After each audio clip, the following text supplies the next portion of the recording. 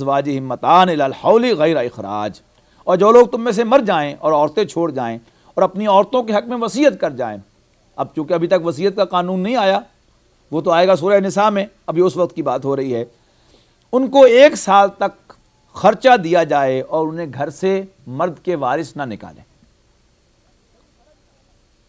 فَإِنْ خَرَجْنَا، بس اگر وہ خود جانا چاہیں عدت کے بعد، فَلَا جُنَاحَ عَلَيْكُمْ، تو پھر تم پر کوئی گناہ نہیں ہے، یہ مرد کے وارثوں سے بات ہو رہی ہے۔ فِيمَا فَعَلْنَ فِي أَنفُسِهِنَّ مَعْرُوفٍ، جو بھی بھلے طریقے سے وہ اپنے حق میں فیصلہ کریں، تو تمہارے اوپر یہ بھی ضروری نہیں کہ تم لازماً انہیں باندھ کے رکھو 1 سال کے لیے۔ واللہ عزیز حکیم، اور اللہ تعالیٰ بالادست حکمت والا ہے۔ وَلِلْمُطَلَّقَاتِ متاع بالمعروف، اور متعلقہ عورتوں کے لیے بھی دستور کے مطابق نان نفقہ دینا ضروری ہے۔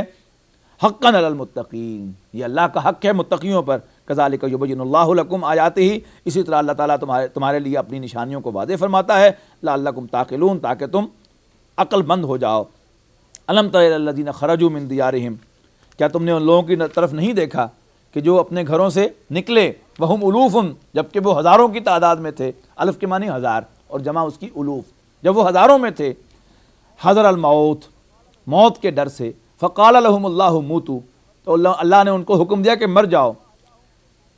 ثم احیاہم، پھر اللہ نے ان کو دوبارہ زندہ کر دیا۔ ان اللہ لذو فضل علی الناس ولکن اکثر الناس لا یشکرون، بے شک اللہ تعالیٰ تو بڑے فضل والا ہے، لوگوں پر بڑے فضل فرمانے والا ہے، لیکن اکثر لوگ شکر ادا نہیں کرتے۔ وقاتلوا فی سبیل اللہ، اور جنگ کرو اللہ کے راستے میں۔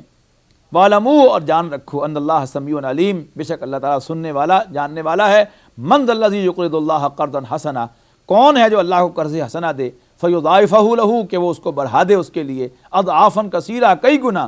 کئی گنا۔ واللہ یقبض ویبسط، اور اللہ تعالیٰ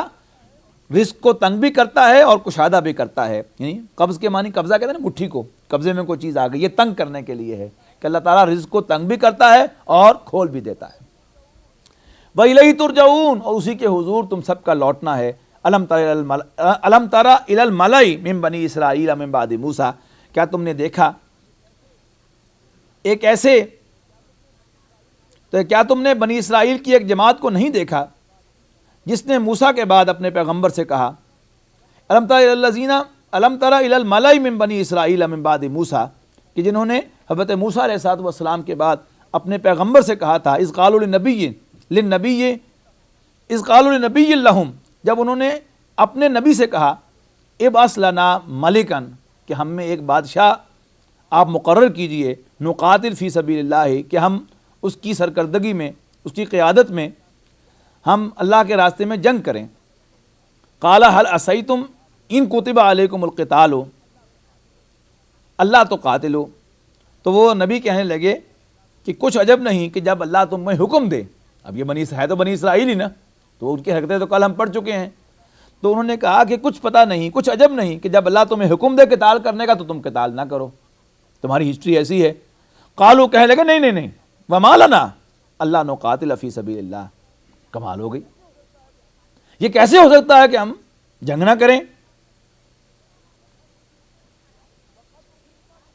وقد اخرجنا من دیارنا، جبکہ ہم اپنے گھروں سے نکال دیے گئے ہیں، وابنائنا، اور اپنے بال بچوں سے اور اپنے گھروں سے نکال دیے گئے ہیں، فلما کتب علیہم القتال، تو جب ان پر قتال فرض کر دیا گیا، تولوا الا قلیلا منہم، تو منہ پھیر دیا سوائے ان میں سے چند نے۔ واللہ علیم بالظالمین، اور اللہ تعالیٰ ظالموں سے، ایسے ظالموں سے خوب واقف ہے، خوب جانتا ہے ان کو۔ وقال لهم نبیہم، تو ان سے ان کے نبی کہنے لگے، ان اللہ قد بعث لکم طالوت ملکا، کہ بے شک اللہ نے تم پر مبعوث کر دیا ہے طالوت کو بطور بادشاہ کے۔ قالوا انا یکون لہ الملک، کمال ہو گئی، بھلا وہ ہم پر بادشاہ کیسے ہو سکتا ہے، انا یکون لہ الملک علینا، وہ ہم پر بادشاہ کیسے ہو سکتا ہے، ونحن احق بالملک، ہم تو بادشاہت کے زیادہ حقدار ہیں، منہ اس کے مقابلے میں، ولم یؤت سعۃ من المال، وہ تو غریب آدمی ہے، اس کو تو مالی اعتبار سے بھی کوئی وسعت حاصل نہیں ہے۔ قال، وہ نبی فرمانے لگے، ان اللہ اصطفاہ علیکم، کہ بے شک اللہ نے طالوت کو تم پر چن لیا ہے تم میں سے، وزادہ بسطۃ فی العلم والجسم، اور اللہ تعالیٰ نے تم پر ان کو وسعت دی ہے، کشادگی دی ہے، علم میں بھی اور جسم میں بھی، وہ قداور بھی تھے، تکڑے نوجوان بھی تھے اور صاحب علم بھی تھے۔